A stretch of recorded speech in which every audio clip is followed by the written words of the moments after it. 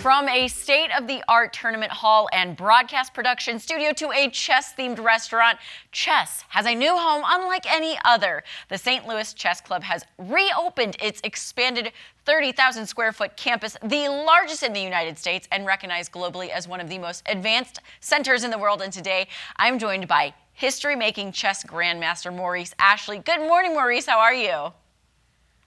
I am great. Thanks so much for having me. Yes. Okay, Maurice, let's dive right in. What makes the newly expanded St. Louis Chess Club campus unique in the world of chess?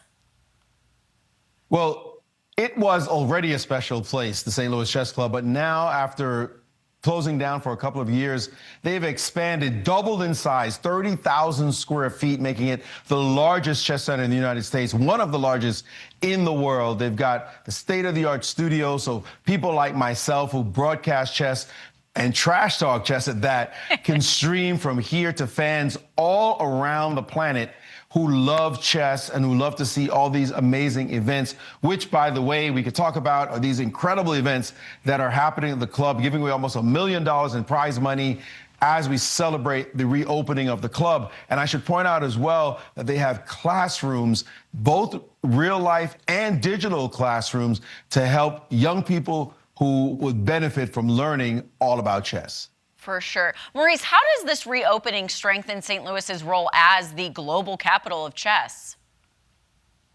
Well, first of all, St. Louis was officially decreed the capital of chess in the U.S., and that's by the Senate of the United States. Now, those people in Washington, they can't agree on anything, but they agree that St. Louis is the place for chess. Now, by doubling the space in the club, by having all these elite events, the St. Louis Chess Club is saying, look, we're serious. We don't want to be just in the United States. We want the world to recognize that we are the best of the best. And by having amazing events here, by bringing all the state-of-the-art technology into the space, there's going to be everyone in the world is going to watch and say, St. Louis is making moves. Well, and I'm from St. Louis, and I had no idea, so thank you for teaching me something new today about my home city. Maurice, what would you say That's wild. Yeah, what would you say are the key events happening at the club this month? You know, it's funny you talked about learning about your home city, because there are quite a few people here who don't realize how great this place is. Well, I'm sure they're going to find out with the great events that you asked me about. First of all, the national championships, the best players in the country are going to be descending on St. Louis to fight for over $400,000 in prize money. Then you got to have these two special events. One of them features two legends of the sport. Garry Kasparov, who was world champion for 15 years, the #1 player for 20 years. He's going to be playing against Viswanathan Anand, one of his old rivals who became world champion after him. And they're going to revisit that rivalry and celebrate their legacies in a match for over $144,000 in prize money. And then at the end of the month, the icing on the cake is going to be the best players on the planet. If you think basketball and you thought LeBron, let's get Steph Curry to show up, Luka Doncic, like the Joker, Kevin Durant, bring all the great players together. Well, we're going to bring 4 of the best chess players in the world right as we speak. The world champion, this 19-year-old Gukesh Damaraju, who surprised everybody by winning the title last year.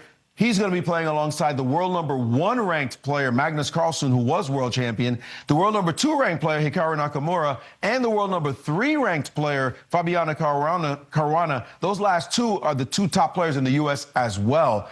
They're going to play a match for over $400,000 in prize money. So almost $1 million in prize money is going to be given away this month in celebration of the grand reopening of the St. Louis Chess Club. Wow. Chess is not to be slept on, that's for sure. So, Maurice, as the first African-American grandmaster, what does this expansion mean to you personally? Well, you know, it's funny because I started playing chess as a 14-year-old in Brooklyn, New York. I played in the parks against the hustlers. They trash talked me then, and they even took my money back then, to be honest.